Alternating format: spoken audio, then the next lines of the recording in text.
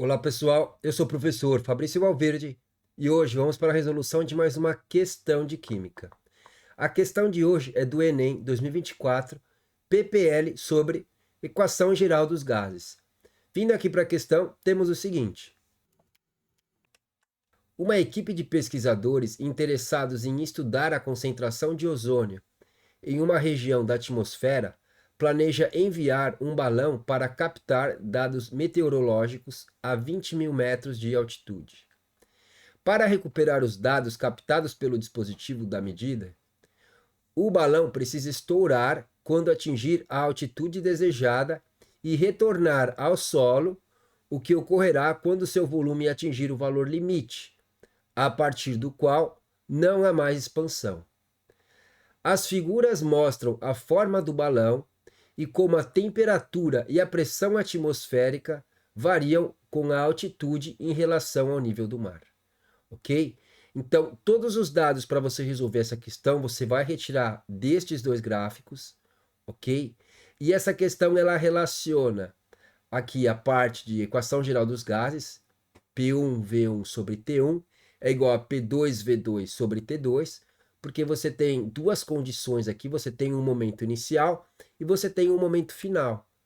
E depois você vai chegar numa relação, e aí você está vendo aqui que ele mostra o raio do balão. Então, ele quer saber você vai fazer uma relação aqui entre o raio do início e o raio no final.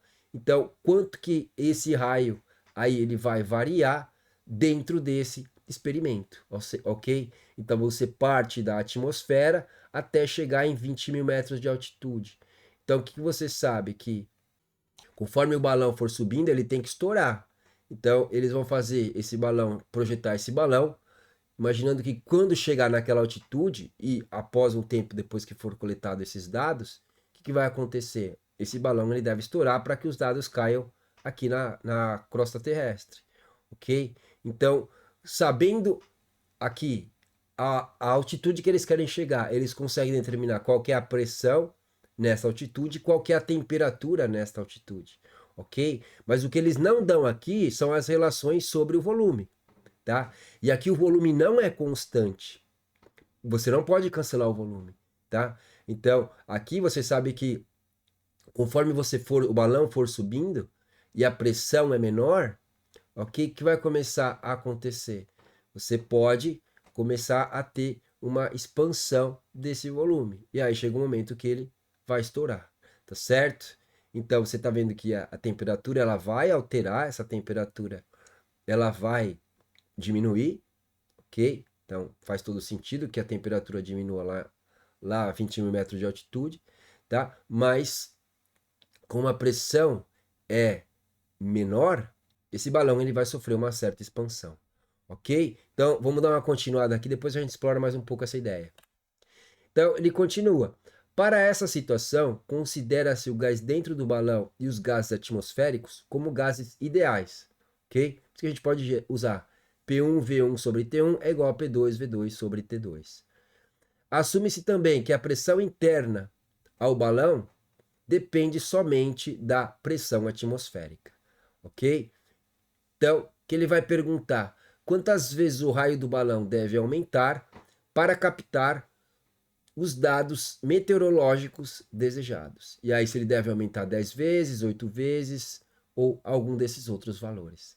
Tá certo? Então, você vê que é uma questão de gases, ok? Você vai ter um gás numa condição inicial e numa condição final. Só que depois você tem que relacionar isso com o quê? Você tem que relacionar o raio. E como você relaciona a parte de gases com o raio? A parte do volume, tá? Você vê que o desenho lá mostra que o balão é uma esfera, e aí você precisa, para fazer essa questão, você precisa conhecer a fórmula para calcular aqui o volume da esfera. Nesse caso, a gente vai ter o volume, então, se a gente tem o volume, a gente descobre o raio. E aí, a gente faz uma relação entre o raio no início e o raio no final do balão, porque nós vamos ter o volume no início e o volume no final, uma relação entre esses dois volumes. Tá certo? Então, uma questão que não é tão simples, ok? Você tinha que enxergar que você tinha que pegar os valores dos dois gráficos, tá? E ter uma condição inicial e uma condição final. Ele não te fala quem que é a condição inicial, você tem que pensar em cima. Ele te fala qual que é a condição final, mas ele não te diz quem é a condição inicial. Então, se você não entende o que está acontecendo aqui, você não consegue retirar do gráfico a condição inicial para você resolver essa questão, ok? Então, vamos lá. Então, como eu disse, você tem aqui, ele deixa claro que são 20 mil metros, e aí já tem uma coisa aqui que o Enem gosta de fazer. Fazer com que você saiba fazer conversão de unidade, tá? Ele coloca no enunciado 20 mil metros, só que aqui o eixo Y, aqui, as altitudes elas estão em quilômetros, então você sabe que 20 mil metros são 20 quilômetros, ok? Então, por isso que eu falo, você tem aqui claro qual que é a condição final, 20 quilômetros é o balão lá em cima. Então, a temperatura final, ó, 20 quilômetros daqui, você rebate, traz para o eixo X. Então, a 20 quilômetros, a temperatura é 240 Kelvin. Então, vamos começar a escrever um pouco aqui. Vou pegar a caneta preta. Então, aqui a condição 2, né? Porque é lá em cima, vamos imaginar que já é a condição 2. Então, o T2, ele é igual a quanto? A vantagem aqui é que a temperatura já está em Kelvin, tá certo?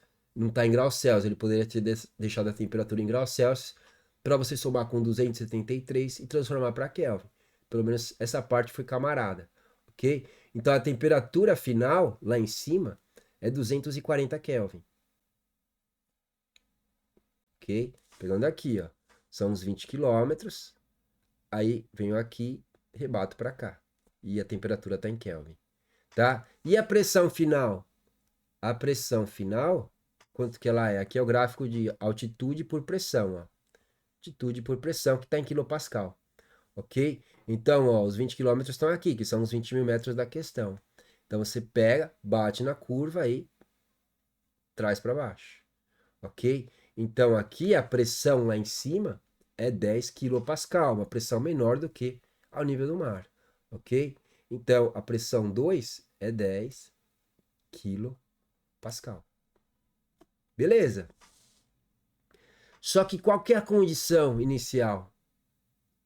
Nós precisamos da condição inicial para resolver essa questão, tá? E ele não deixa claro o que é a condição inicial, mas da onde esse balão está saindo? Esse balão está saindo aqui da superfície, ok? Então a gente tem que entender isso aqui, que a temperatura inicial e a pressão inicial, elas são aqui na altitude zero, ok? Você tinha que saber retirar essa informação daqui. Ele não deixa claro, você tinha que pensar de onde esse balão está saindo. Esse balão está saindo aqui do nível do mar, altitude zero, ok? Então, em altitude zero, a temperatura 1 é 300 Kelvin, que seria 27 graus Celsius, ok? Então, aqui são 300 Kelvin. E a pressão inicial? A pressão inicial, ó, em zero de altitude, ele parte daqui, ó, o gráfico, ó, 100 quilopascal, ok? Então, estamos partindo aqui de uma pressão inicial de 100 quilopascal, que é justamente a pressão, tá?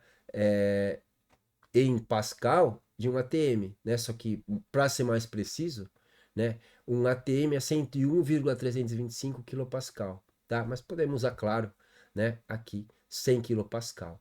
Agora sim a gente começa a resolver a questão, ok?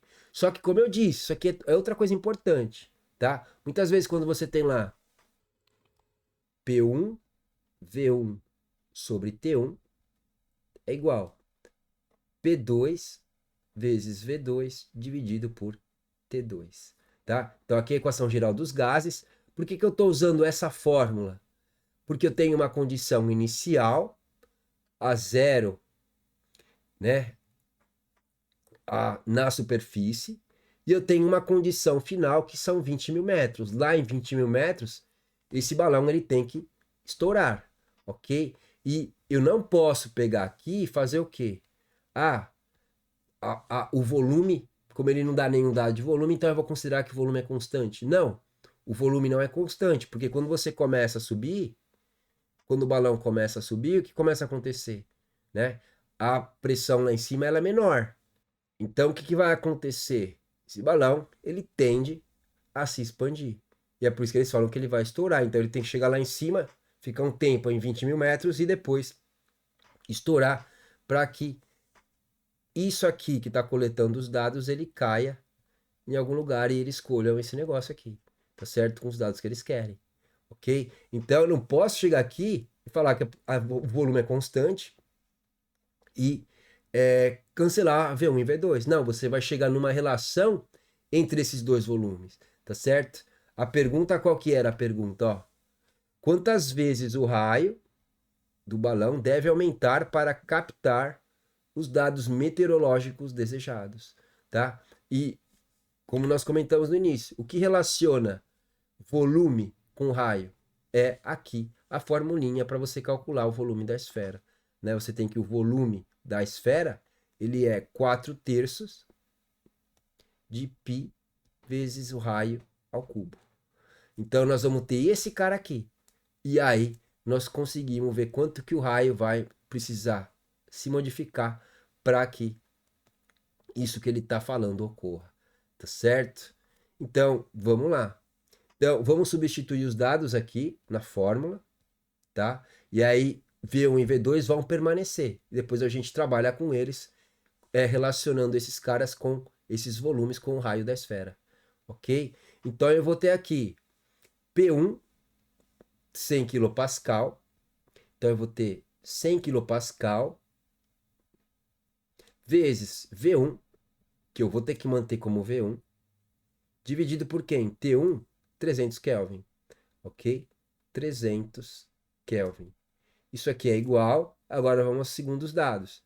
P2 é 10 kPa, vezes V2, que eu não sei, dividido por quem? Dividido por T2, que é 240 Kelvin, tá certo? 240 Kelvin. Lembra que a temperatura veio desse gráfico, ó, 240, porque é 20 quilômetros e no início são 300 Kelvin que a gente tem aqui, ok? E aí com isso, algumas unidades já se cancelam, tá? Kelvin aqui cancela com Kelvin aqui, quilopascal aqui cancela com quilopascal aqui, posso cortar 2 zeros aqui com 2 zeros aqui e posso cortar esse zero aqui com esse zero aqui, tá? Olha quanta coisa a gente já fez. Então, o que a gente vai ter? Que V2 é igual a quanto? Esse 24 sobe multiplicando V1. Então, vai ficar com 24 vezes V1 dividido por quanto? Aqui sobrou um 3, ó. Sobrou um 3. E aí, se eu simplifico isso aqui, o que eu fico? V2 é igual a quanto? Tá? Eu posso simplificar o 24 com o 3, né? Então, venho aqui, 3 dividido por 3, 1. 24 dividido por 3, 8. Então, isso aqui vai me dar 8V1. Então, V2 é igual a 8V1. E com certeza tem uma alternativa lá com valor de 8. Aqui, ó. Só que não é. Aquele 8 é a relação entre volumes. Nós queremos a relação entre o raio. Então, o que a gente vai fazer agora? Aonde tem V2, a gente vai substituir por isso aqui. Então, o que é o V? V é 4/3 de πr ao cubo. A gente chegou em uma relação entre volumes, tá? V2 é 8 vezes de V1. Só que ele quer uma relação em raio, não em volume. Então, como que a gente faz isso aqui? Pegando aqui, ó. Aqui, ele deixa claro que isso aqui é uma esfera, ó. Ele quer a relação entre o raio e da esfera. Por isso que ele deixou esse Rzinho aqui, tá? Você tinha que lembrar que tinha que fazer isso. Por isso que não é uma questão simples, ok? Então, V2, vamos pegar 4/3 de π, só que o R2 ao cubo. Vamos pegar isso aqui. Então, 4/3 de π vezes R2 ao cubo, tá? Porque o raio no final, que é o R2, é diferente do R1, tá? Se o raio está aumentando, então o volume também ele está aumentando, eles são proporcionais. Se esse raio aqui aumentar, o volume da esfera também aumenta, tá? Eles são proporcionais, ó. Os dois aqui eles são proporcionais. Se esse raio aumentar, o que acontece? O volume da esfera também aumenta. Eles são proporcionais, tá certo? A gente vai fazer aqui a mesma coisa, só que aqui tem um 8 desse lado. E é aí que vai estar a diferença da questão, tá? Então aqui vai ficar 8 vezes o V. E quem que é o V? 4/3 de πr1 ao cubo. 4/3 de π vezes r1 ao cubo, ok? E aí tem diferença dos dois lados, porque aqui tem diferença dos dois lados, ok? Então, o que a gente pode fazer aqui? Simplificar, né? Esse 4/3 de π está dos dois lados. Esse 4/3 de π morre, ok? Aí o que sobra para mim? O que sobra para mim é R2 ao cubo, R2 ao cubo, o raio final, tá? O ao cubo vem aqui da fórmula do raio da esfera, é igual a 8 vezes R1 ao cubo. R1 ao cubo, ok? Então, em relação ao raio final, quanto tem que o raio inicial tem que aumentar para que ele chegue no raio final? É isso que a gente está vendo aqui, ok? Então, como aqui está o cubo, e eu quero saber a relação do raio e não dele ao cubo, qual que é o inverso do cubo? É a raiz cúbica. Então, isso aqui vai ficar R2 é igual aí a raiz cúbica, tá? Se aqui fosse um quadrado, aqui era a raiz quadrada, só que como aqui é o cubo, por causa do r ao cubo da fórmula, então o inverso do cubo é a raiz cúbica. E aí isso aqui vai ficar o quê? Vai ficar 8 vezes R1 ao cubo, tá? E aí eu posso fatorar isso aqui, eu tinha que enxergar isso, tá? Matemática básica aqui de Enem. Tenho aqui 8 e fatorar, o que eu vou ter? 8 dividido por 2 dá 4, que dividido por 2 dá 2, que dividido por 2 dá 1.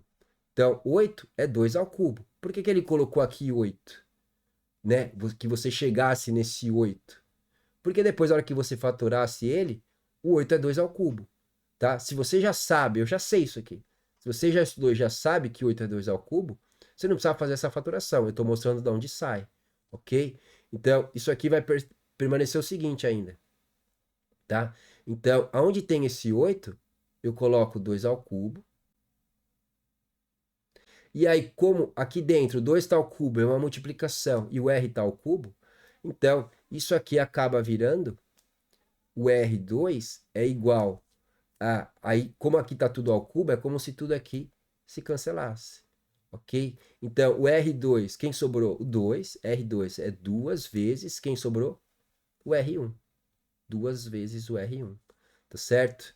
Então, quantas vezes aqui o raio inicial precisa aumentar para chegar para ser igual ao R2, ele precisa aumentar 2 vezes.